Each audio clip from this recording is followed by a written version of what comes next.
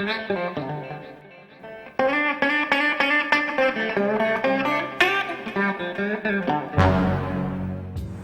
occurred to me recently that most of the movies we've done for you have involved wiring in some form or another. And at no point have we really looked at the subject of wiring, so today I thought that's what we do. Wiring is one of those techniques that gets us the badge of tree torturers, and obviously wiring is not harmful to a tree, because if it was, it would be counterproductive. Wiring is a very useful technique for speeding the development of bonsai. It enables us, particularly with things like conifers, pines and junipers and so on, to develop bonsai very quickly. The basis of wiring a bonsai is the fact that we take a suitable gauge of wire, we wrap it around the branches. That enables us to bend the branch and move it into the position that we want, that's harmonious to the design that we want to create. Wiring bonsai is something many people hate to do. They consider it boring, dull, time consuming, but to me it's such an integral part of creating bonsai trees, particularly from Yamadori and with conifers, that if I felt that way about it, I'd probably go and find something else to do. When it comes to wiring, we've got two primary choices in terms of the wire that we use. The first one is copper. That tends to come on these large rolls, and copper is my own personal preference for wiring, but it does require a little bit more skill and attention to detail to get the best out of it. But copper allows you to bend the branch with a much thinner wire than you would with aluminium, and therefore it looks much better. It's acceptable for trees that are going to exhibition as well, whereas aluminium definitely is not. So your second choice, and the most common and by far the most popular, is aluminium. This comes in these small diameter rolls. It's generally coloured brown, just for aesthetic reasons, and it comes in a variety of sizes. And this is what I'm going to be using today to show you the basics of these wiring techniques. Tools for wiring are very simple and involve a basic wire cutter, something like this. This is a fairly heavy duty one, obviously, and the one that I particularly like is this small pair of, it's a scissor style tool, very powerful jaws here and very suitable for cutting sort of up to mid-sized wires, 2-3mm, something like that. And because it's on a nice long handle, it enables us to get right inside the tree and cut very accurately without the bulk of the bigger one. And finally, we have a pair of wire pliers. These are a very thin nose plier with the jaws at a slight angle. That enables us to finish the wire at the end and to bend it and finish it up nice and neatly. The first rule of wiring is to do with the thickness or the caliper of the wire that we're going to apply to a branch. And simply put, the wire should be a third of the thickness of the branch. For instance, it would be no good trying to use this wire with a branch like this, because it's the same thickness. What tends to happen is, because the wire is so thick, we tend to try and wrap it around the branch, but what tends to happen is we wrap the branch around the wire, and that obviously creates lots of damage. So rule number one, the wire should be 1/3 of the thickness of the branch.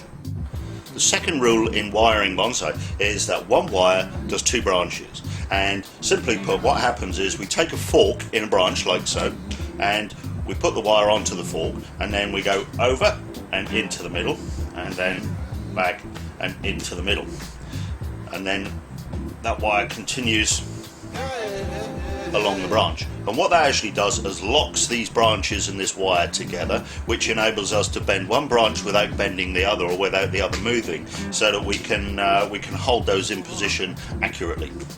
That's the basis of all of the wiring technique that we use in bonsai. For the purposes of this demonstration, I've brought this Mugo pine along, which we're going to be wiring for you today and showing you some basic simple techniques, and also how wiring can begin to improve raw material and begin to develop it as bonsai. This tree has obviously had a wiring in the past. Originally these branches were way off over there somewhere. They've gradually been bent and pulled round, and as you can see, we've got the basics of some shape, but it's quite unruly. So this is the second wiring for this tree, but it's very suitable for showing you the techniques that we use in wiring. Wiring any bonsai, we begin with the thick wires first, and then we work towards the thinner and thinner wires. Here you can see I've put on the first big wire, and at this point you can see that fork that I described earlier, and here you can see the practical application. Take the piece of wire that's about 1.5 times the length of the branch you want to wire. You take the first coil and put that in place, and then the second coil comes through like this, just the way that I show you on my finger, and then using about a 45-degree coil spacing, we'll work that along the length of the branch. And as you can see, I'm moving this end and the other end is not moving about, so it's not damaging the foliage as I'm completing this wire. Work carefully between the branches because it's very easy to break some of the small branches, and also we don't want to trap any needles underneath the wire. As the branch becomes thinner towards the end, your coil spacing can gradually increase its angle, anything up to sort of 60 degrees, something like that. At this point you can see we're working right on the end of this branch. It's got very dense, it's got very small, and the last coil goes underneath and then finishes facing upwards, and then we can just remove that end and then go to complete the second one. You can check that you've got the right diameter wire very easily by just taking the branch and bending it. If it stays where we leave it, then the wire's thick enough. If it springs back, is not thick enough, remove it and rewire it using something thicker. For the final wire, the very thinnest ones, we use exactly the same technique of wiring two branches together. We wire up to the green and no further, and to finish that wire we come along, you can see that's just gone slightly beyond the needles. We bring that end backwards, always facing upwards, and then we can prune that away. The reason we leave that facing upwards is that at the end we want to turn the foliage up, so we can just grab that little piece there and just turn that up towards the light, and that holds that nice and securely. Here you can see we've got one odd branch. It's not possible to link this to another branch of the same thickness, so in that instance what we actually do is run the wire forwards. Most people would run it from the back of the branch and then out, but it doesn't lock in place very effectively. So to begin with, we take the end of the wire and bring that forwards, and then over and onto the branch, nice and close at the base, and as you can see there, we've now created that fork that I showed you at the beginning.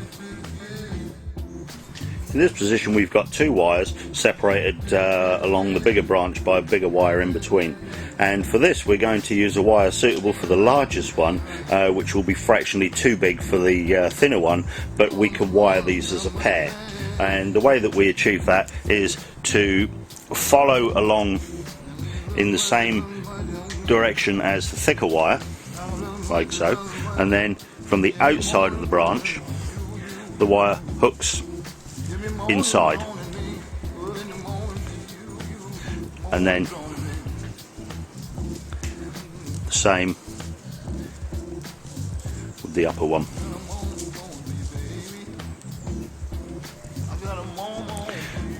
Once that one's hooked in place, we can then complete this one.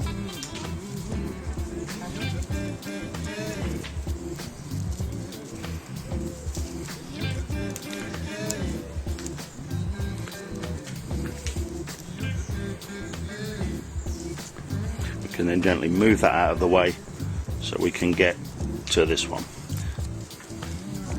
At this position you can see this fork. What's very important here is that we complete the thicker branch, and then we make one full turn into that fork, then remove that end, so we can now use a thinner wire to complete this. Next we use a thinner wire, lay it parallel to the thicker one, and hook the first one into place, then complete the second one. And here you can see now these two wires are locked nicely into place, and the only place we've got any doubling up on this branch is this one little junction here, and it allows us to step the size of the wire down to be suitable for the branch. If we were to carry this wire on along here, by the time we got halfway along this branch it would be much too thick and would cause us problems. So this is how we step the wire down at each individual fork. Every time we come to a fork like this where the branches then become smaller, we use this technique to reduce the size of the wire neatly. This enables us to have as little wire on the tree as possible to do the job. Here I've got two branches again on this fork to deal with, and this requires a fairly large wire because these are very stiff. The principle of the wiring holds the same as we've shown you, but one of the things a lot of people would have problems bending this thick wire. The secret of this involves cutting the wire longer than we actually need and then using this piece as a lever to bend the wire around the branch, but at the same time we have to be careful not to apply pressure with the wire to the branch because it could very easily break the bark. So using this little extra length of wire as a lever makes it very simple to bend this heavy gauge material.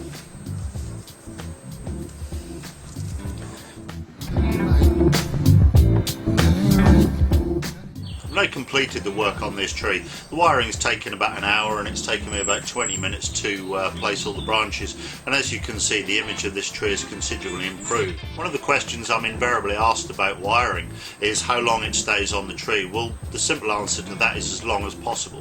If we remove it too soon, then obviously the branches are going to spring back to their original position. If we leave it too long, it'll cut into the bark and cause damage to the branches. So just as you begin to see that wire tighten onto the branch as the branch swells, you then just cut the wire away and remove it. But the fact that one area is digging in doesn't mean to say that you have to remove it all at once. So just piecemeal, little by little, you can then remove the wire.